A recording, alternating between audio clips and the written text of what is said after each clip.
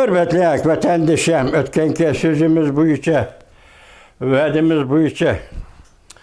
Hazır vətənimizdə Uyğurun tiliği hücum qilish, Uyğurun mədəniyyəti hücum qilish, Uyğurun axbarat vasitələri, gerçi Uyğurun qolunda axbarat vasitəsi bulmuşmu? Məsələn, axbarat vasitələri degəndə, əvvəl jurnalını misal qılaylı, Uyğur ədəbiyyatının tövrügü olub gələn tarih jurnalığa və başqa nəşriyyatda nəşr qılınıyatqan kitab nəşr qilishçiliğə Xitay hökuməti umumyüzlük hücum başladı vətəndaş. Şu qatarda Uyğurun ədəbiyyatı hücum başladı. Şkaplar qoyulğan kitaplar, dəst kitaplar düşürüldü. O kitaplarını apırıb köydürdü. Hətta bir adam bir kitap yazıb nəşr qılmaqçı olsun, əvvəl Xitay tiliga tərcümə qilish. Şunundan keyin senzor yoki Xitay tahrirlarining tahrirligida o'tkazish degandek gaplarni o'ttirib chiqadi. Adabiyot o'qishliklari hamma narsa Uyg'urning hayotidan, Uyg'urning turmushidan chiqarib tashlandi. Bundaq aytganda madaniyatning xillarining ichida, madaniyat shakllarining ichidagi Uyg'urning adabiyot, san'at merosini Xitoyning qo'lida, Xitoyning diktaturasida ajallik zarbaga uchirdi vatandosh. Ajallik zarba ko'chirdi. Lekin yani şu yolda qat'iylik bilan kurash qilib yezayotgan Uyg'urlarimiz, yozuvchilarimiz bor, yezayotgan shoirlarimiz, yoshlarimiz bor vatanning ichida. Hatto shu she'rlarni yezib bir yo'llar bilan YouTube'ga chiqarib o'zining izhori, ko'ngil izhori yoki maqsad izhorini izhorlab vatan sirtidagi Uyg'urlar yetkizayotgan yoshlar bor. Ularni misol qilib ma'mandaq deb yerda olmaymiz vatandosh. Agar ularni misol olsak vaqtida xatarlik bo'ldi. Sizlar ko'ryapsizlar uni. Chet ellarda hozir Uyg'ur yozuvchilar uyushmasi qurilib degandek ularni o'zining xizmat doirasida xizmat qilib Uyg'ur adabiyotini saqlab qolish, Uyg'ur adabiyotini qo'g'dab qolish uchun kurash qilyapti vatandoshlar. Ben şunu sizlerge ötkende, sizlerge vədi bəgən edim. Vədəm bu içə, mən bugün sizlerge şunu sözüşüm gerek vatandaş. Bugünkü söyleydiğin liksimiz ne məhədisiniz? Endi bunun mavzusu, ədəbi tənqidin tarixi iznaları. Mən ötkən sizlerge dedim, Amerika Qoşmuş Ştatları bir ədəbiyyat əqimi. Məsələn, yeni tənqidçilik ədəbiyyat əqimi. 20. əsrinin 40. yıllarda 20. asrning 30. yillar o'ttirig'i chiqib qo'yu bir aqim, bir adabiyot aqimi, bir adabiyot hodisasi sifatida bir mazgil davron surib, yana o'zidan pastgo'yga tushib qoldi. Chunki davr taraqqiy qilib turibdi vatandosh. Fikrlar, ko'z qarashlar, dunyo qarashlar, falsafa, aqimlar va boshqa taraqqiy qilib turganki birisi o'rin bo'shdi, yana birisi uning o'rniga kelib turdi vatandosh. Biroq bu aqim masalan yangi tanqidchilik aqimi shu vaqtda 30-40 yillarda to'xtalgan adabiyot janrlari qaysi edi desang, asosligi she'riyat. She'rlar to'g'risida, she'riyat to'g'risida to'xtalgan. Shu to'xtalish jarayonida she'r to'g'risida nayt mukammal, nayt cho'nqur o'ylash tegishli nazariyalarni o'tirg'i chiqargan edi vatandosh. Şu sebeple bugün endi Uyg'urning adabiyotida ikki xil asosli shakl yoki proza janr jihatdan o bir shakl ustida, ana keyin she'riyat janr jihatdan bu bir shakl ustida Uyg'urlarda ko'praki 60-70% adibning hammasi shoir desak bo'ladi vatandosh. Yaqinda to'rbatlarda statistika qilishdi. Uyg'uristonda, mustamlik Uyg'uristonda 10 mingdan ortiq qalam egisi, qalam tutquchi shoir, yozuvchilar bor-ki vatandosh 10 ming. Yani bir 20-30 milyon nüfusu bor. Bir millat uchun aytganda bu ko'pmi emas, ozmi emas. 10 mingdan ortiq qalam tutgan qarindoshlarimiz bor-ki vatandoshlarimiz. Shunga da adabiyotni Xitoy hayron qilaman. Uyg'urning adabiyot sohasidagi badiiy tafakkurni yo'q qilaman. Yoki adabiyot nuqtai nazarida adabiyot Uyg'ur tilini saqlab qoladigan, Uyg'ur tilini qo'g'daydigan, Uyg'ur tilini rivojlantiradigan va taraqqiy qildiradigan mush sohani evvel yoktuman deb Uyg'urning madaniyatini yo'qotishga boshlagan kundan boshlab vatanda kitoblarni ko'ydirdi vatandosh. Mesela Seyfeddin Aziz'in Oraxon kitoblari ko'ydirildi vatandosh. Tercüme kılınan kitaplardan bilineskinen tanqid eserleri köydürüldü vatandaş. Yani nurg'u yazıcılarının eserleri, hikaye, romanları köydürüldü vatandaş. Xuddi medeniyet inqilabı köydürgende köydürüldü. Hazırın dikkat kılsanız, vatan içinde video, film, işleş, doğru kesip çokum, onun aslında Xitay çıkışı gerek. Aşı video, filmge qatnışıvatkan, Uygurlu sözdavatkan sözlerinin hemmesi Xitay tiliga tercüme kılınıp, onun deyken koyup birleşi gerek. Mesela siz görüvatkan video film, YouTube'da görüvatkan video film, mesela 13 gün muqamның naqşı tekstlerimi hemmesi azı Xitay tiliga tercüme kılınıp, asıdan koyup birlevatıdı vatandaş. Onun üstüge 13 gün muqam bu Xuda Uygurlarga bəxşendi kılgan sanat ve Uygur milletinin talantlı ilgilileri icat etiyle icat kılıngan bu 13 gün muqamның 5'e kiriş söz orunda Xitay'nın Daharxayın kavçaşı, Daharxayın kavdaşı, anındaki Henan Bağızı, anındaki Dongfanxong deydiğen şehirlerinin, nakşelerinin, ahanglarına ekilip aş muqamның üstü koyuvagan gep azı vatandaş. Hiç baksanız muqamның başlaniş müzik yaki kiriş söz orun yaki kiriş sözden avval yaki tavlangan muqamның beşedeki müzikaga Xitay aşındaq müzikalarını koyuvelip bayram qilish, Uyg'urni yo'qotish, madaniyatni yo'qotish, avval adabiyat sanat eserlerini yo'qotish. Çünkü adabiyat sanat bir milletning turmushiga munosabatlik bo'lganning sirtida onun ruhiy dunyosiga munosabatlik, hissiyotiga munosabatlik, dunyo qarashiga munosabatlik, izlanishiga munosabatlik, nurg'un taraflarga munosabat. Adabiyatning roli. Adabiyatning roli ana shunday vatandaş. Şuna chet ellarda hozir yoshlarning tirishchanlik ko'rsatishi bilan ularning qurib chiqqan gruppalar yoki adabiyot majmualari yoki adabiy gruppaları nisbatan aytganda bir yaxshi ish. Shu yo'lda biz endi shu adabiyotni Uyg'urning chet eldagi adabiyotini qanday qo'g'dash masalasida har bir odamning buni diqqat qiladiganligi, har bir yozuvchi shoirning buni diqqat qiladiganligini bilamiz. Bunda bir tartib, bir axloq, bir jarayon, bir sifat, bir safo, bir subat, ya'ni bir safo bo'lishi kerak vatandosh. Bu sağa kirvelip ben şair idim, ben yazıcı idim deb ağzımızı sözləversə bu siz üçün uyat. Bu işin sırtı da avval Uyghur edebiyatının özü üçün uyat. Ben ötken toxtalğan sözüm dedim, Uyghur millet, Uyghur yazgıçıları, Uyghur şair kalemkeşleri bu 76 yıl içinde Uyghur edebiyatının üslubunu yarattı dedim. Uyghur edebiyatı, bir millet edebiyatının üslubu bu başka neyse, andi şəxs, yazgıç şairlerinin üslubu bu başka neyse vatandaş. Bırak bizden yazgıçılarımız, şairlerimiz bir millet edebiyatının üslubunu yarattı. Bugün şu yeni tanqidçilikin tunuştuğu vaxtda birincisi edebi tanqidin tarihi iznaları. Bu umum yüzlük emas, dalışı yeni tanqid ekiminin tarihi iznaları. Yeni tanqid ekim nurgun kişiler 20. asırda Amerika'da en mühim edebi tanqid ekimi bulup şekillendi ve şekillendirdi ve şekillendi. Yeni tanqid ekimi. Yeni tanqid ekimi 20. asırın ahırdaki tanqid ekim bulup şekillendigendim keyin 30. 40. yıllar yetip gelgende tedriciye pişip yetilevatkan bir yette, bir köçke edebiyat sahasındaki tanqid takrir küçüğü yoki edebiyat sahasındaki obzor küçüğü ilgi qilib yoki şunun erişip bu tanqid Amerika'da edebi tanqidçiler sahasında yetakchilik o'rniga ko'tarildi. Muşu tanqid bilan shug'ullanadigan Amerikaning tadqiqotchilari, edebi tanqidchilari o'zlari yuksak o'ringa ko'tarilib qolmay, Amerikada edebiyot nazariyasiga tuhfa qo'shish va yoki edebi tanqidning nazariy asosini mustahkamlash, kengaytirish yo'lida zor neticelerge erişti, yukarı kötürüldü vatandaş.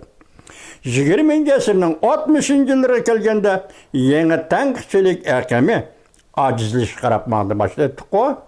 Taraqqiyot boshlanish davri, taraqqiyot davri oxirlash davri. Chunki yangi shaylar har qatim kirib turganda, masalan, yangi adabiyot hodislari bu sohaga har qatim yetib kelganda, albatta siz burungi ko'z qarashlaringizni tashlab, bu yangi hodislarga diqqat qilasiz va bu to'g'rida izlanishning o'zi qalamkash, qalam tutgan nazariyachilarning qo'lida endi boshqa bir shaklda bo'ladi vatandosh. Boshqa bir shaklda 60-yillarga kelganda hozir adabiyot tanqidchilik Amerikada ojizlashga boshladi. Nazariyalar yangi tanqidchilik erishishning yetakchilik o'rnini ko'rsatadi. Ya'ni kurash. Kurash degandalig'i mushtlashib kurash emas, qalam bilan elishish. Munozara, muhokama, talqin shaklida. Onun göz qarashiga bu boshqacha baho berib, buning göz qarashiga bu boshqacha baho berib, Amerikada adabiy tanqidchilar buning nazariy va qimmatini, nazariy va asosini ashuna taraqqiy qildi. Buning uchun to'g'ri ikki avlod Amerikalik kuch chiqadi. Ikki avlod deganda birisini eng oddiy hisoblaganda vatandosh ikki avlod degan bu uzun gap. Ikki avlod Amerikalik adabiyot tanqidchilik, adabiyot sohasidagi kishilar yangi adabiyot tanqidchilik sohasiga kuch chiqadi deb ko'rsatyapti vatandosh. Adabiyot tanqidchilikning tarbiyasini qabul qildi.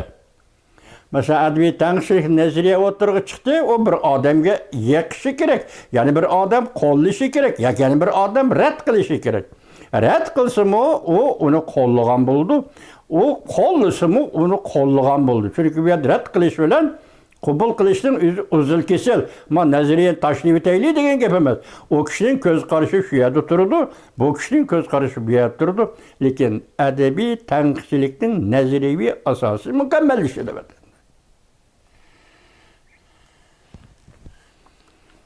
Hozirni aytganda deydanda shundoq bo'lsa-mu, jarayon kurashchili bo'lsa-mu, lekin Amerikada adabiyot sohasi bo'libmi? Amerikada adabiy tanqidchilikning yangi qismi, ya'ni yangi adabiyot tanqidchiligi, yangi adabiyot san'at tanqidchiligi ta'siri ostida yana boshqa avlodlar Amerikada hozirgacha yashab keldi. Yangi adabiy tanqidchilikning sig'inchon qiyofada aloyidligi yoki qabul qilish, alayidligi, e'tirof qilish, alayidligi yoki chet qaqmay, hammani chet qaqmay, yoki qari qo'yuqmi qabul qilmay.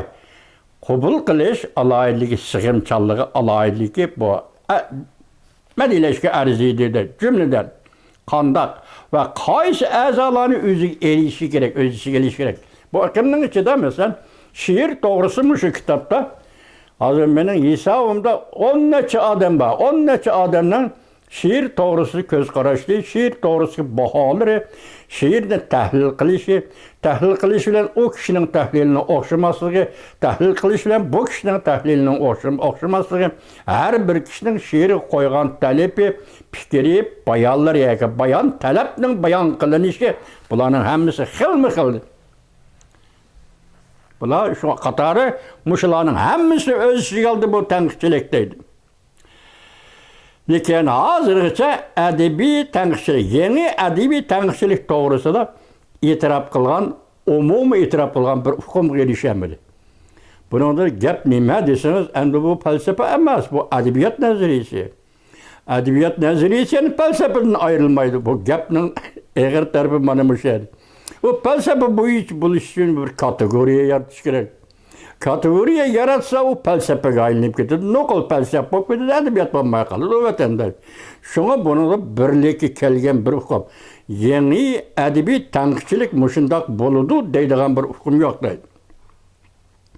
Yangi adabiy tanqidchilar ishki taqvoldigan tanqid emas, ana boshda aytdik, uchoq, u darvoz uchoq. Kim kelsa bo'ladi, kelaversan bo'ladi. Qarshi olamiz. Qalam kuching, qalam aloyidliging, qalam iqtidoring bo'lsin, marhamat. Hammani qarshi olamiz. Taqvoldigan aqim emas deydi. Amaliyotda bu sohaga qatnashgan nurg'un kishilar yangi adabiy tanqidchilik degan bu ismni ishlatishdan saqlanib keldi. Yeni ədəbi tənqidçilikdə muşundaq isimni yoki muşundaq bir hukmni o'tirib qo'yishdan har bir nazariyachi qalam tutayotganini saqlamdi de sabab ədəbi tənqidçilik deyish uchun buning sen bu yeni ədəbi tənqidçilikka ta'bir berishing kerak. Tushunarmi?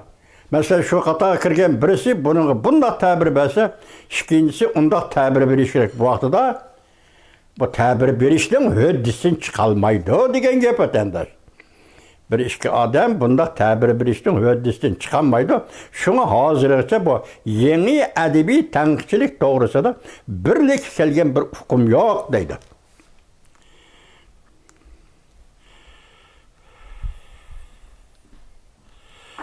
Şunu itiraf qilishimiz kerak deydi. Şunu itiraf qilishimiz kerakki, yangi adabiy tanqidchilardan 6 nafar kishi Amerikada eng ko'zi ko'ringan kishilar. Bu kishilarning ismi bir berilgan ekan, ingliz ismi berilmayapti vatandosh. Hisobla Xitoycha ekan, men Xitoychadan uni ingliz ismini tarjima qilolmay qoldim. Kechiringlar vatandosh. Yangi adabiy tanqidchilik ko'rsatgan ta'sirimiz 6 nafar kishining zo'r ta'sir ko'rsatdi deydi. Bunun içinde bulup 2 nafar kishi. Bunu Xitoycha Aylot debdi, yana birisini Richard debdi. Amerikada bu 2 nafar, 2 nafar kishi. Yeni Amerikacha adabiy tanqidchilikka intayin zo'r tuhfa qo'shgan edi. Yeni adabiy tanqidchilikning ba'zi muhim ideyalari 2 nafar kishiga varislik qilib, shularning izidan mengib bugunga yetib kelgan. Bu 2 nafar kishi yangi tanqidchilik deb atashni yoki xatolik deb ko'rilsinmi?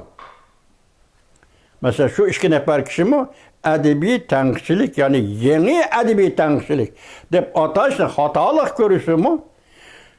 Xato deb to'nisimi?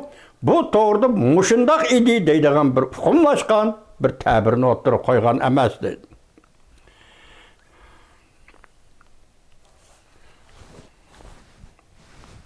Yana bir nuqtaga nazar tashlaydigan bo'lsak, bu kishilar, yangi tanqidchilar o'zlarining nurg'un ko'z qarashlari uchun turalg'u yoki bir qo'nalg'u tepib ola olgan degan gap, bir nuqtada turgan, bir nuqtani topa olgan gap. Yoki o'zi putirab turib so'z deyiladigan bir nuqtani topa olgan gap. Buni bir yangi qo'nalg'u deb atabdi. Ya'ni shundaqla buni bir yangi turalg'u deb. Buning ma'nosi aşı nazariyachilarning yangi adabiy tanqidchilik to'g'risida so'zlaydigan so'zlarining asosi bor deganlik vatandosh. Asosi bor. Bugungi kunda yangi adabiy tanqidchilik allaqachon yangi tanqid aqimi bo'lolmay qoldi. 60-yillardan boshlab yangi adabiyot hodisalari ko'zga chelikdi, yo'liqdi. Bular ishlayotgan bu sohaga yangi adabiy hodisalar kirib keldi. Shuningdek bu aqim bir aqim bo'lishdan kelib qoldi. Lekin deydi, yangi adabiy tanqidchilik aqimi yanada to'g'ri tunishimiz kerak. Shu vaqtga tarixiy sharoitda uning o'ynagan roliga, uning yetakchilik roliga baho bergandan boshlab hozirgacha bu oraliqda buni to'g'ri baho berishimiz kerakdi. Biz oldi bilan yangi adabiy tanqidchilik aqim nemishki yangi tanqidchilik deb ataldi. Muşunun üstü toxtalaylı deydi. Yani toxtalalandı, toxtalaman demek bu diyelik yeni adabiy tanqidchilik deb egizga elishtin o'zini tartib keldi, o'zini saqlab keldi deydi. Endi bu yerda yangi adabiy tanqidchilik degan nima? Mushu to'g'rida gap qilayli debdi, gap qilalamdi, qilamamdi deydi. Buning uchun yangi adabiy tanqidchilikning kelib ketish sabablarini aydınlaştırışımız gerek. Demek bunun kelip ketiş sebepleri devir alayligi deyimiz adabiyatda. Konspektili bile aytganda ağzımızga lıqlı kiladigan bir gap devir alayligi. Devir arx ko'rinishimi. Masalan, yangi adabiy tanqidchilik Amerikada qandaq devir alayligi o'tirib chiqdi va qandaq devir alayligi rivojlandi. Muşundaq gaplarni aytib bo'lgandan keyin onda adabiy tanqidchilikning kelishi va ketishiga tarixiy asos topalaysan deydi vatandosh. Buning uchun yana avval bir tarix tuyg'usi bo'lish lozim. Mana endi bu yuqori ko'tarildi vatandosh. Tarixning o'zi falsafa vatandosh. Tarix o yillama tarihi, hatırlaş tarihi, günlük hatırlar tarihi ve ecdatlar tarihi ve şecerler tarihi falan diye tarihlerini koyup durum. O tarihin özü bir felsefedir. Onun da hem tarih felsefesi deydi, hem bir ilim sahası var deydi. Şunu bir yerde bunun için edebi yeni tenkçiliknin gelişi kiti sebeplerini izleş için sizde ve bizde bir tarihi duygu buluşu lazım. Başta aytgandek devir alayligi, arka görünüşü degan narsalarni his qila oladigan yoki tuyg'u jarayoniga elib kira oladigan va shu devir alayligi deganlar ustida hukmga xulos shaklda bir fikrni chiqara oladigan oqibatli bir tarixiy tuyg'u bo'lishi lozim deydi. Adabiy tanqid iqlimlari bosh ko'targan chog'larda ular shu chog'da eqib turgan adabiy tanqid iqlimlari va andizlardan qanoat hosil qilmoqchi. Tushundingizmi? 30 yillarda, 40 yillarda Amerikada yangi adabiy tanqidchilik o'ttirg'i chiqibdi. O'ttirg'i chiqishning sababi shu chog'dagi, shu davrdagi adabiyot hodislari, shu chog'dagi, shu davrdagi adabiy tanqid hodislaridan shu xalq norozi yoki qanoat hosil qilmagan. Mushundaq holat ichida ondan Amerikada yangi adabiy tanqidchilik o'ttirg'i chiqqan. Bu bizning tushunadigan qoidalarimizga uyg'un vatandosh. Demak, yangi adabiyot hodislari sizning ehtiyojingiz yoki sizning kutgan yeringizdan chiqmasa, qayta izlanadigan gap. Yangi adabiyot hodislariga izlanadigan gap. Mayli bu chet eldan kiramdi, mayli o'zingizning ichidan chiqamdi, siz buni ko'taradigan gap, asoslaydigan gap. Lekin buning shartini bosh nima debdi? Devir alaylı, yani şu konu gap, kalspik gibi olsun mu devir alaylı. Gaylanmayız vatandaş. Edebiyat adamdan turmuşda adam. Çünkü adam turmuş o adamda. Adam turmuşda ayrılıp çıkıp ketmeydiken edebiyat turmuşda ayrılmayın o vatandaş. Bu doğru kılmaklı karşıda oturuş mümkün. Her kim yüzü kışkan oturup koyuş mümkün vatandaş. İnsan balisi turmuştun içindeki insan balisi iken, turmuş yaratılan insan balisi iken, edebiyat buna nereye çıktı demeydi vatandaş. Edebiyat nereye çıktı demeydi vatandaş. Edebiyat tanqid iqlimleri ve endizlerden kanaat hasıl kılalmağa var şu çağda, ondan Amerika'da edebiyat sahası da yeni edebi tanqidçilik iqlimi o'ttirg'i chiqdi deydi. Bunun hozir dastlabki birinchi mezgil emas, so'zni sizga so'zlashlar boshlashlar, so'zni boshlashlar o'ttirg'i chiqargan mundaq 4 xil adabiy tanqidchilik qarab turing. Birinchi pragmatizmlik adabiy tanqidchilik. Bunun da falsafa fanlarida falsafa o'qigan odamlarga ayonki bu pragmatizm felsefasi esa Amerika xalqi yaxshi ko'radigan, o'zining turmushiga tatbiqlaydigan falsafa iqlimi, pragmatizm vatandashi. Buning uyg'urcha ma'nosini tarjima qilsangiz suiiste'molchilik degan gap. Suiiste'molchilik deganda foydali narsani hammasi bizga kerak degan ma'noga kerak keladi. Yoki bizga kerak bo'lgan narsamiz foydali bo'lishi kerak degandek. Bu falsafaning boshdan oxiri so'zlaydigani, shunga yaqinroq yoki yig'inchoqlishingiz shu yerga yetib kelgansiz. Pragmatizm. Pragmatizm suiiste'molchilik deydi. Pragmatizmlik tanqidchilik. İkincisi ta'siratchilar adabiy tanqid iqlimi. Bu ta'siratchilar deganda chilar qo'shilib ketib qoldi, qo'shimcha qo'shilib ketib qoldi. Siz adabiy asarni o'qiganda, masalan she'rni o'qiganda, prozika, povest, hikoya, romanlarni o'qiganda bir ta'siratning ilkida qolasiz. Çünkü bu romandaki, prozdaki turmuş sizin turmuşunuz, şiiriyetdeki turmuş hem sizin turmuşunuz, onun kelgisi ve gaybiligi, onun reallığı ve mezmunelliği, hazirelliği, başta ayttık ki turmuşun içinde her bir adam, şunu siz bu edebi eserlerden tesirlinisiniz. Tesirleyen hemen kolunuzga kalem elip birdim yazgınız geliyor. Siz yazıvatkan bu mezmun, ya ki edebi tanqid, isabet yazıvatkan bu mezmun, de fakat siz nimeden tesirlendiniz? Şunun cevap verirsiniz demek ki vatandaş. Bunun üçüncüsü, bunu konkret söyleyeyim ama Bunun üçüncüsü, az ikincisi gitti. Üçüncüsü gumanizmlik adabi tanqid. Ben ötken dedim ya, gumanizm degende vatandaş herkes bunu yana öyle ki turmuş ki Samet Mehmet'in guman qıptı, Mehmet Samet'in guman qıptı degen guman emas mi? Bu gumanizmning bir ikki cümle nay chiroyli tabiri vardı, unutibdi men, buning uchun meni kechiringlar. Gumanizmlik adabiy tanqidchilik. Bu yerdagi buning ma'nosi nima ekan desangiz, yangi tanqidchilikning bu aqami adabiyotga axloq va etika tarafdan nazar tashlaydi. Bu yerda gumanizm nima dedik? İnsanparvarlik, odamgarchilik, mehribonlik, kuyimchanlik, suyunish va faxrlanish tuyg'usini shunga alayli hissiyat nuqtai nazarda mushu axloq va etikaga to'g'ri kelgan barliq sohalardagi barliq nazariyalar xos holda biz bugun shuni aytamizki, deymiz, gumanizm adabiyotda mana axloqni, odamgarchilik bilan insonparvarlikni ta'kidlaydigan bir aqim. Hozir bu adabiy tanqidchilikda Amerikada bu yuqorqi adabiy yangi tanqidchilik, yangi adabiy tanqidchilikning üçüncü mavzusudur gumanizmlik tanqidchilik. Yoki adabiyotga axloq nuqtai nazardan muomala qilish. Etika axloq nuqtai nazarda hodislarni kuzatish va adabiy hodislarni etika axloq nuqtai nazarda baholash degan gap gumanizmlik tanqidchilik.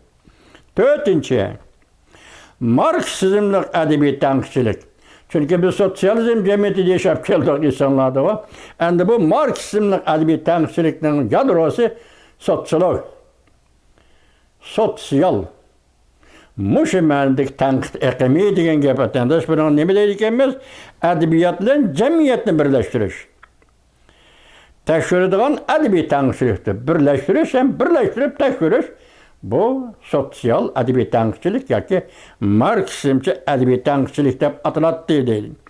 Adabiyotni ishlab chiqarish usuli va ishlab chiqarish shartlari belgilaydi degan hükümge işinidir ve müşünde talimatlı başkalep çıkıyordu. Edebiyat, işlep çıkarış usulüne bağlı.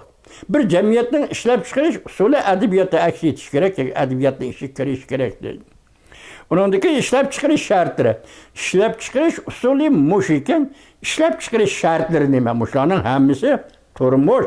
Turmuşun içinin tepivalısız, tallıvalısız deydi vatandaş. Dört xil tanqidchilik, shunaqmi? Endi yangi tanqidchilik ayni chog'da har xil tanqid metodlari qarish turg'uchi salohiyat bilan o'tirib chiqadi.